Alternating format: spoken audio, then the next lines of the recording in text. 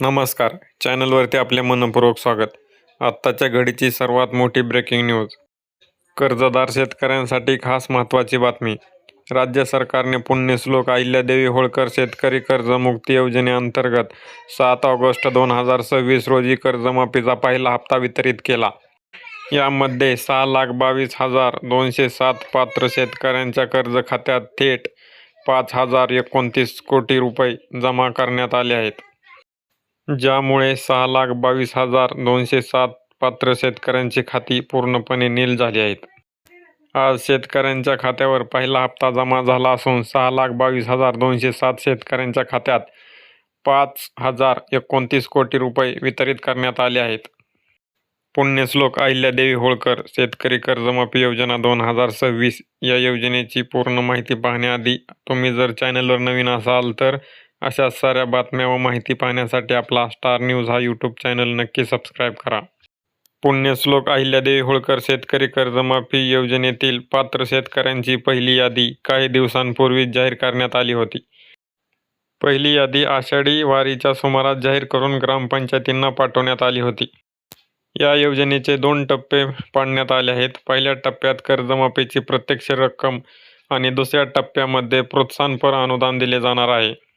या प्रक्रियेदरम्यान त्रुटी असलेल्या सुमारे 12 लाख खात्यांची यादी सुधारणेसाठी बँकांकडे परत पाठवण्यात आली आहे. उर्वरित पात्र शेतकऱ्यांचे आधार प्रमाणीकरण पूर्ण झाल्यानंतर टप्प्याटप्प्याने निधी वर्ग केला जाईल.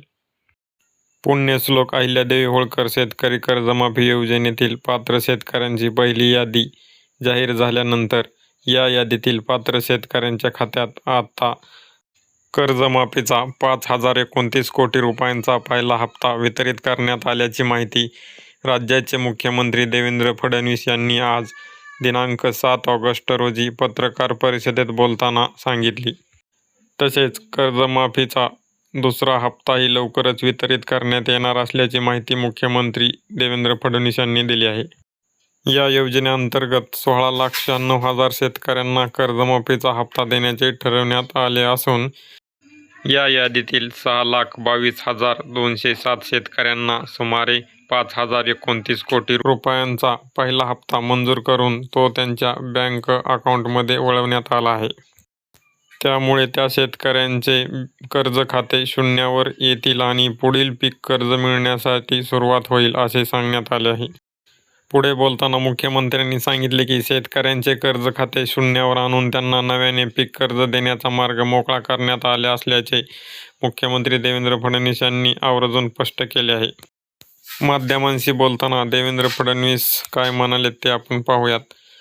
आपल्या सरकारने पुण्यश्लोक अहिल्यादेवी होळकर शेतकरी कर्जमाफी योजना घोषित केली होती. या योजनेच्या माध्यमातून आषाढी वारीच्या दिवशी आपण पहिली यादी जाहीर केली. ही यादी आपण सर्व ग्रामपंचायतीला पाठवली होती.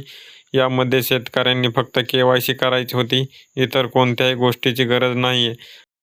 आज जवळपास 5,029 कोटी रुपये आपण कर्जमाफीचा पहिला हप्ता 6,22,207 शेतकऱ्यांच्या खात्यावर जमा केला आहे.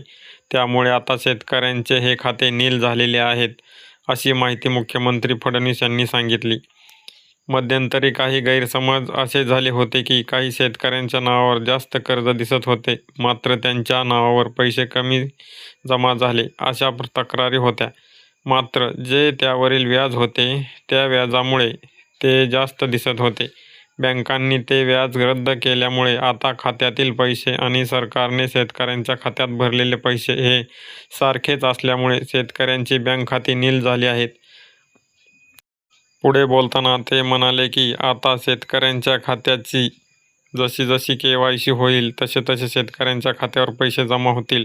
अजून जवळपास 18 लाख खात्यांची प्रक्रिया सुरू आहे आणि 12 लाख खाते हे बँकांना परत पाठवलेले आहेत. त्यात बँकांनी चुका केलेल्या आहेत. एका आठवड्यात त्यामध्येही सुधारणा केल्या जातील अशी माहिती मुख्यमंत्री फडणवीस यांनी सांगितली. अशा साऱ्या नवनवीन माहिती व बातम्यांसाठी आपला स्टार न्यूज हा यूट्यूब चॅनल नक्की सबस्क्राईब करा व बेल आयकॉन प्रेस करा. धन्यवाद.